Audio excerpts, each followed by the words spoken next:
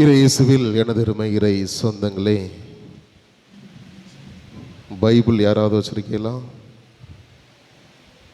Bible வச்சிருக்கவங்க புனித பவுலடிகளார் எழுதிய ரோமையருக்கு எழுதிய திருமுகம் அதிகாரம் 12 எடுங்க. அதிகாரம் 12 இறை வார்த்தைகள் 19 முதல் 21. யாராவது சத்தமா வாசிங்களேன்.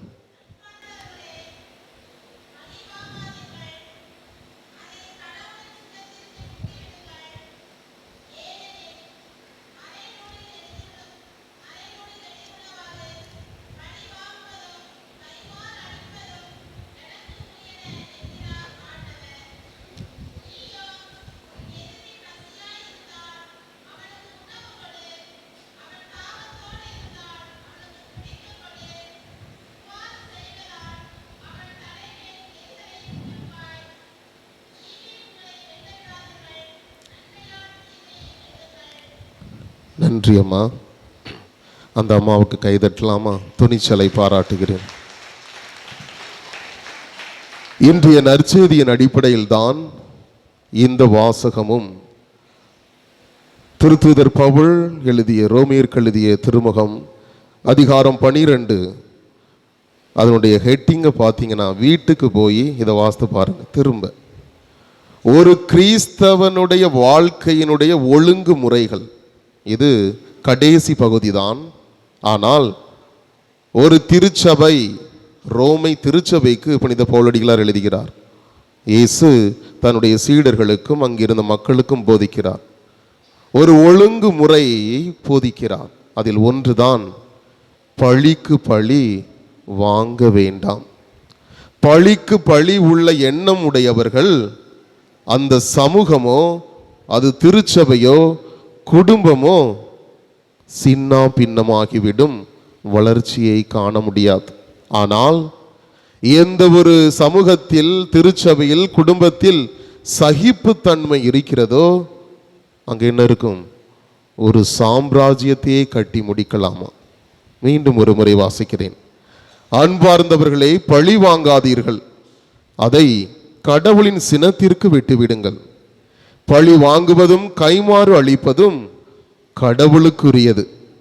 உன் எதிரி பசியாயிருந்தால் அவனுக்கு உணவு கொடு, அவன் தாகத்தோடு இருந்தால் அவன் குடிக்க கொடு. இவ்வாறு செய்வதால் அவன் தலைமேல் எரிதலை குவிப்பாய். தீமை உங்களை வெல்ல விடாதீர்கள், நன்மையால் தீமையை வெல்வீர்கள். நெல்சன் மண்டேலா கேள்விப்பட்டிருக்கீங்களா? கேள்விப்பட்டிருக்கீங்களா? யாரு நெல்சன் மண்டேலா? யாருக்காவது சொல்லுங்க பதில். யாரா இருந்தா எனக்கு என்னையா சொல்றீங்களா?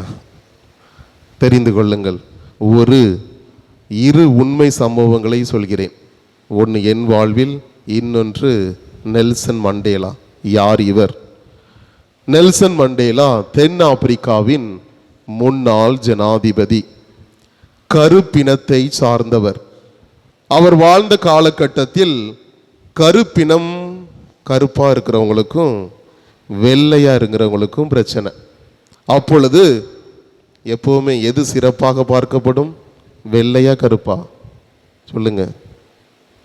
வழக்கமா பொண்ணு மாப்பிள்ளை பார்க்கச்சில பையன் சுமாராக தான் இருக்கான், கருப்பா இருந்தாலே சுமாராக தான் இருக்கான், பொண்ணு நல்ல வெள்ளையா இருக்கு, அது இரத்தத்தில் ஊறியது. இதை போலத்தான் கருப்பினர்களுக்கும் வெள்ளையர்களுக்கும் இடையே ஒரு பிரச்சனை இருந்து வந்தது.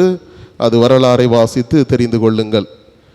இவ்வாறு நடந்து கொண்டிருக்கின்ற சமயத்தில் நெல்சன் மண்டேலா, கருப்பினத்தை சார்ந்தவர், சிறையில் அடைக்கப்படுகிறார், துன்புறுத்தப்படுகிறார்.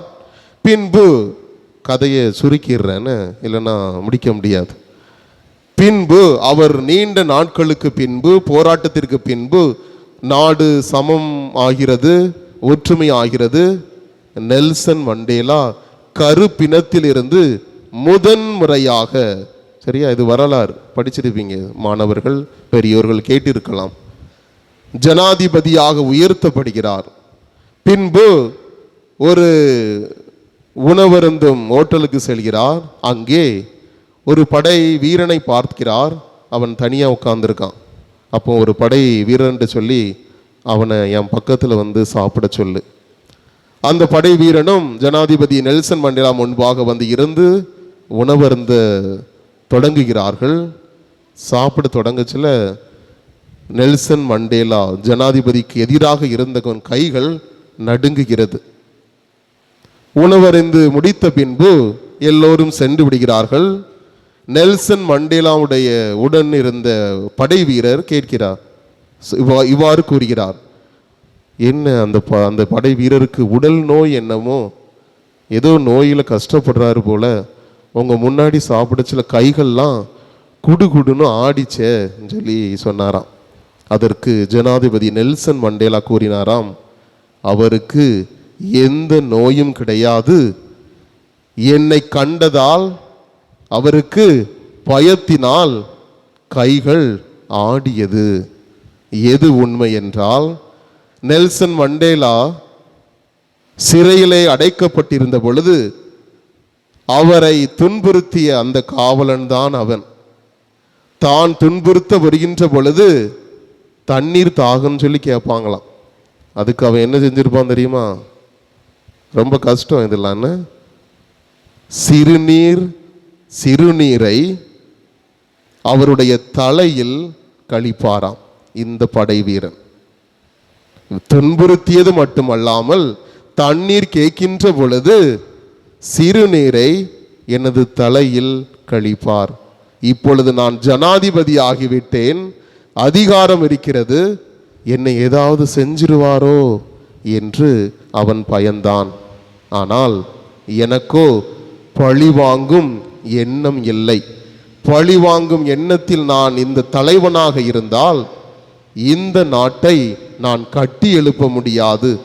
ஒவ்வொருவரையும் அன்றைக்கு நான் கொல்லத்தான் செய்ய வேண்டும் என்று கூறினாராம். ஆம் அன்பின் சொந்தங்களே, செய்தியை புரிஞ்சிருப்பீங்க. ரொம்ப கஷ்டம்னு ஈஸியாக சொல்லிட்டாரு. யாரு ஒரு கண்ணத்தில் அடைச்சா இன்னொரு கண்ணத்தை காட்டுங்களாம். காட்டிடுவோமா? அதுவும் கடற்கரை மக்கள், என்னால் முடியாதுப்பா, கஷ்டம்தான். மறைவுரை வைக்கலாம், அழகாக வார்த்தைகளை கோர்த்து ஸ்பீச் கொடுக்கலாம். என்னுடைய உண்மை சம்பவத்தை கூறுகிறேன். கேரளாவில் படித்து கொண்டிருந்தேன். பேருந்தில் பயணம் செய்கின்ற பொழுது இப்படி பஸ்ஸை பிடிச்சிருந்தேன். சரியா? அப்பொழுது 7வது வருடம், குறுமடத்தில் 7வது வருடம், ஜெபங்கள் திருவிவிலியம் எல்லாம் படித்து என்னதான் இருந்தாலும் கோபம்னு வந்துச்சுன்னு வைங்களேன், ரத்தம் துடிக்க தான் செய்யும். சரியா? அப்பொழுது பஸ்ஸுக்காரன் பிரேக் போட்டுட்டான். முட்டு இருக்குல்ல, அவரும் திரும்புகிறார். இந்த முட்டு வந்து நெத்தியில் பட்டுட்டு, தெரியாம தான் பட்டுச்சு. என்ன செஞ்சிருப்பாங்கன்னு யோசிக்கிறீங்க? பிரேக் போட்டதில் என் முட்டு அவருடைய நெற்றியை தொட்டு விட்டது. என்ன செஞ்சிருப்பாரு? இட்ஸ் ஓகே, பரவாயில்லை நான் சொன்னாரு. திரும்பி ஒரு அறை கொடுத்தார். ஒரு செகண்ட் கூட யோசிக்கல, திரும்பி ஒரு அறை கன்னத்தில். அவருக்கு ஒரு 40 வயசு இருக்கும், நானோ இளமை. எனக்கு எப்படி இருக்கும்? திரும்பி இன்னொன்று கொடுத்துடலான்னு போனேன். இன்னொரு தந்தை, குறுமடத்தில் உள்ள தந்தையானவர், அருட்தந்தை, என் கையை பிடிச்சிக்கிட்டார். விவேக், வேண்டாம், நீயும் அடிச்சா உனக்கும் அவருக்கும் என்ன வித்தியாசம்? நீ ஒரு குருமானவன், நாளை குருவாக ஆக போகிறாய், நீயும் அவனை மாதிரி அடிச்சா மிருகமாகி போடுவாயே சொன்னார். ஆமாம் அன்பின் சொந்தங்களை, கஷ்டம்தான். ஆனால் சில நேரங்களில் நான் கூறுவது உண்டு, மனிதருக்கும் புனிதருக்கும் என்ன வித்தியாசம்? இதுதான் வித்தியாசம். மனிதன் கண்ணுக்கு கண், நானா நீயா ஒரு கை பார்த்துருவோம். இது மனிதன். நீ எனக்கு செஞ்சா அதுக்கு டபுள் மடங்குக்கு செய்வேன். இது மனிதன். புனிதன் யார்? நெல்சன் மண்டேலாவை புனிதனாக சொல்லலாம், மகாத்மா காந்தியை புனிதனாக சொல்லலாம். இன்று நம் திருச்சபையிலும் பல புனிதர்களை பார்த்தீர்கள் என்றால் அன்புக்கு அன்பும் பகைமைக்கு அன்பும் கொடுத்தவர்களை. ஆம் அன்பின் சொந்தங்களே, இந்திய சிந்தனையோடு நாம் இத்திருப்பலியில் தொடர்ந்து மன்றாடுவோம். ஆமென்.